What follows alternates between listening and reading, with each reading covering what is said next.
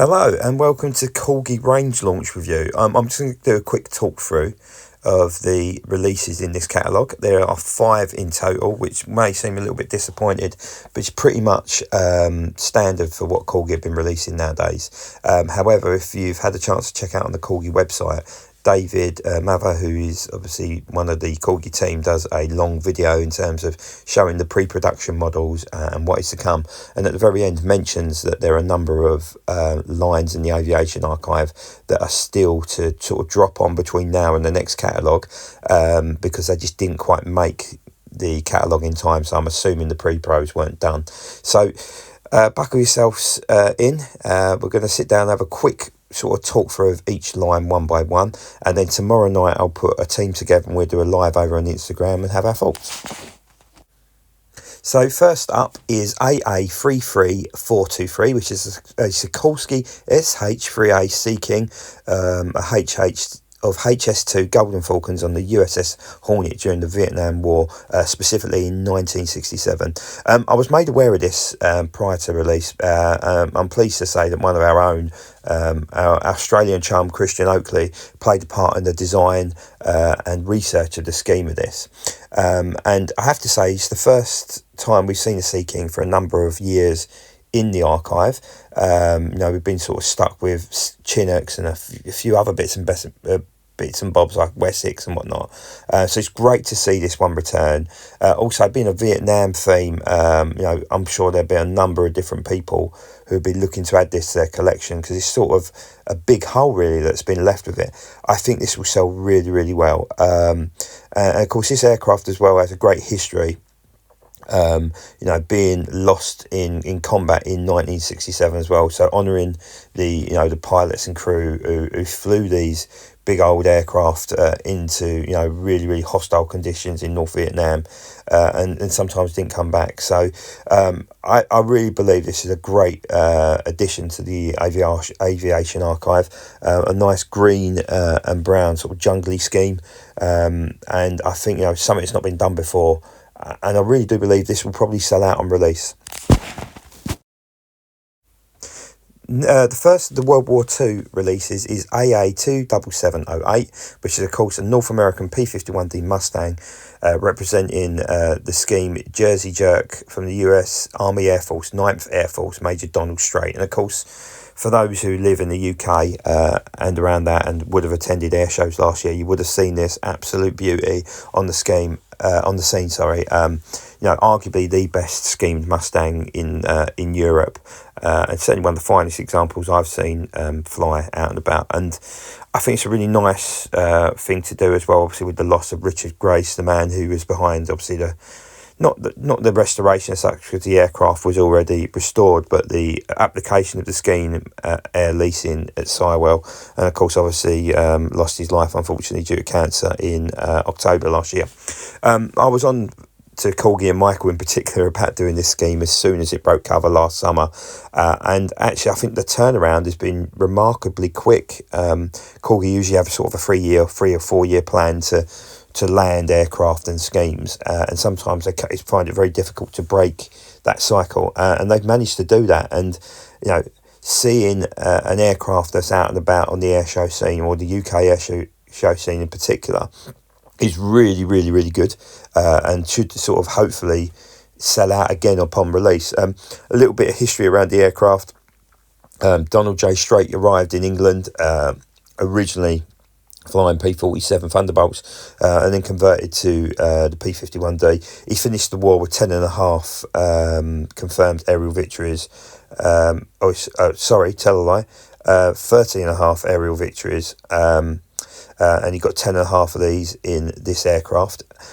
Most notably on the 20th of February 1945, when he shot down 3 Feisler Storches over Europe. So a really, really good aircraft to have a bit of history. Of course, this aircraft flying out of Martlesham Heath up in Suffolk is obviously representing a squadron that's not really been done other than 132, and by Easy Model and Whitty, I believe.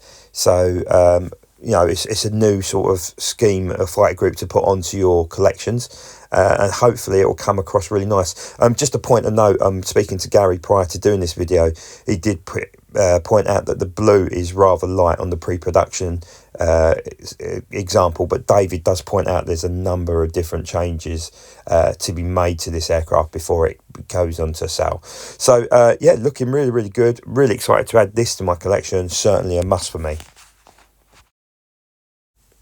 Next up is an aircraft that's been missing from the aviation archive since 2007 nonetheless, and that is AA33016, which is a Mark II Corsair JT537 of 1836 Naval Air Squadron of Sub-Lieutenant Donald J. Shepherd. So an aircraft, like I said, that has been missing from this or our collections for a long time, and also there was lots of rumours in order to make the Fleet Air Arm Corsairs they had to obviously make a tooling change to the wing, so it's not a surprise that seeing it reappear again in a Fleet Air Arm sort of variation sort of maybe backs it up to a point. But this aircraft obviously representing an aircraft in 1945 out in the Pacific of a Canadian pilot as well, so quite an international appeal, with obviously the Australian and New Zealand pilots who've been sort of recognised over the previous catalogues. This could have a far-reaching appeal. Really nice looking scheme. I'm really into my Corsairs at the moment, especially the Southeast Asian Command area, which is sort of a real sort of piqued a real interest in my collecting. I'm not convinced it's going to be a massive seller, but for me it's certainly an aircraft I'll be going after. I would have preferred a different sort of variation on the scheme, so they've gone for a dark blue Fleet Air Arm scheme, and obviously there's like a two-tone version out there which is quite pretty and different, but overall really good looking aircraft. Again, some great history around this pilot in terms of Shepherd, in terms of having to chase an aircraft over 20 miles at 20,000 feet to try and get him, and then blowing him to pieces and flying through the debris.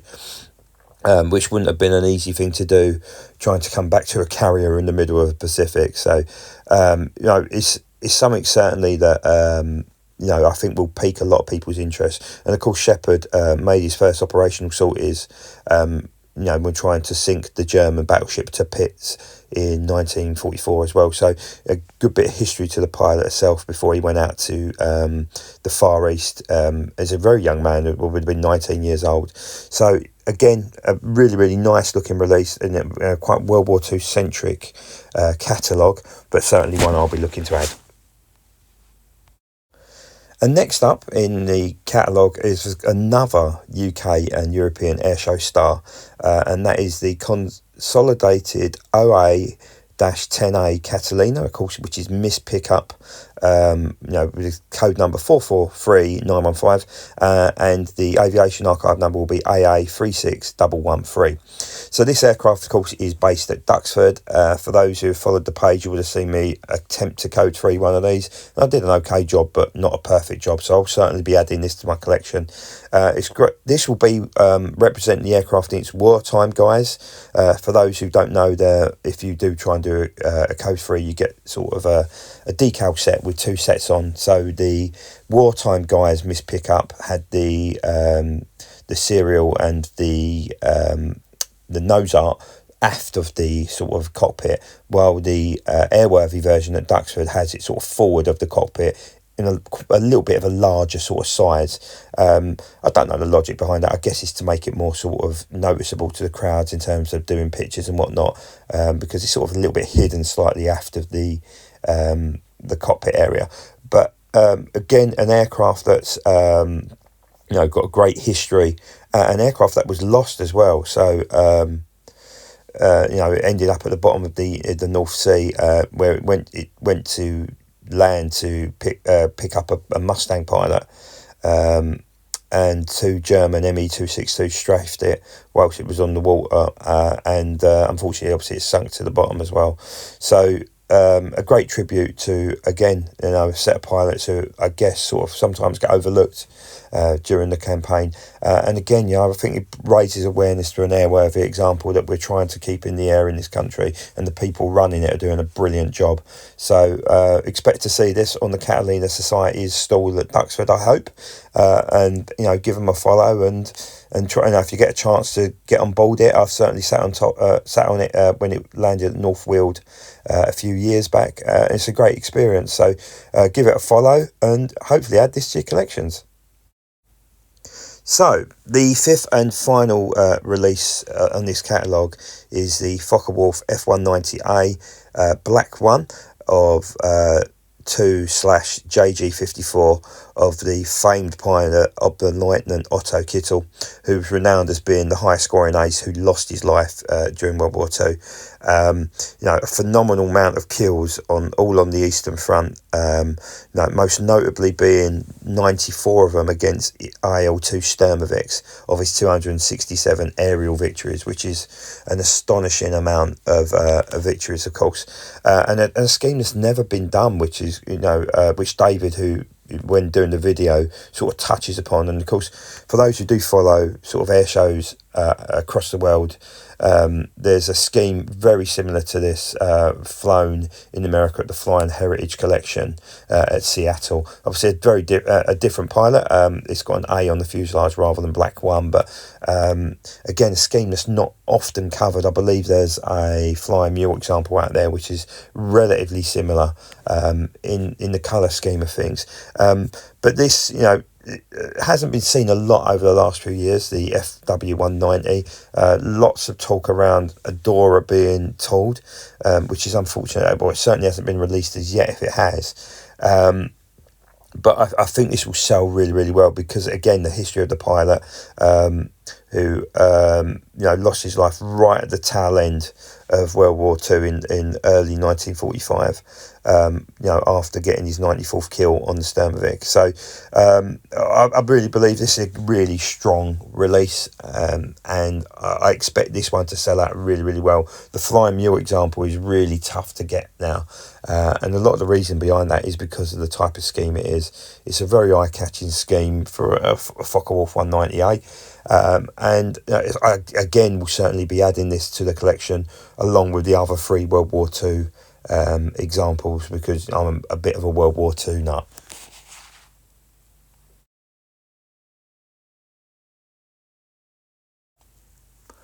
So that's it. It's a very, very quick sort of 15-minute review over the first catalogue. I'm very, very happy with it, and I know there's looking at the Facebook page, there's been a number of you who haven't been quite impressed with it as such, which is fair enough because each to their own. There's certainly no jet coverage there, well, not for the moment anyhow. So as I touched upon at the start of the video, check out the Corgi website and the Corgi YouTube channel. David does a video reveal of the initial pre-production models, which he has all 5 of them to hand.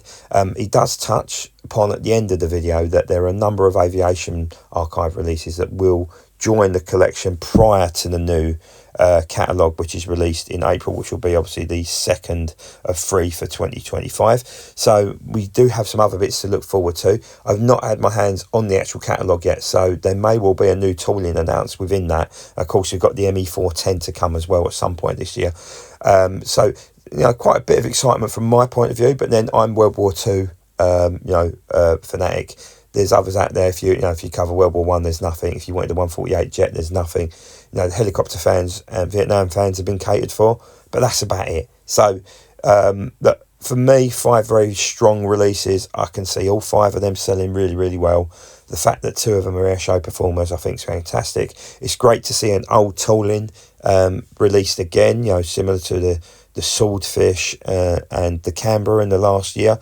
So hopefully we might see 1 or 2 more sort of rise from the ashes again. But really strong catalogue in my eyes. So I'm happy with it. I've touched upon as well that we will be doing a live tomorrow on Instagram. Not entirely sure of the lineup yet, although I know Matt from Not Another Train, who's on Instagram, will be joining me. Hopefully Dan will, if all things are okay there. Just again a whistle stop tour through the 5 releases and some opinions on what we can and cannot look forward to in 2025. I've also had a brief chat with Michael from Corgi this morning. Of course, he's run off his feet, bless him, trying to land the new catalogues for both Corgi and Airfix. Today is a big day at Hornby HQ. We're looking to add both David and Michael to a call at some point next week, all things going well, depending on their diaries, to have a talk through their plans for 2025. Obviously, a few questions for you guys and myself, and their opinions of the new releases and sort of how they come about. Look, that's it from me. I'm off to go and watch West Ham tonight. Hopefully get a league win, a first league win under Graham Potter. Come on, you Irons. Have a good evening, and hopefully see you tune in tomorrow night. Take care.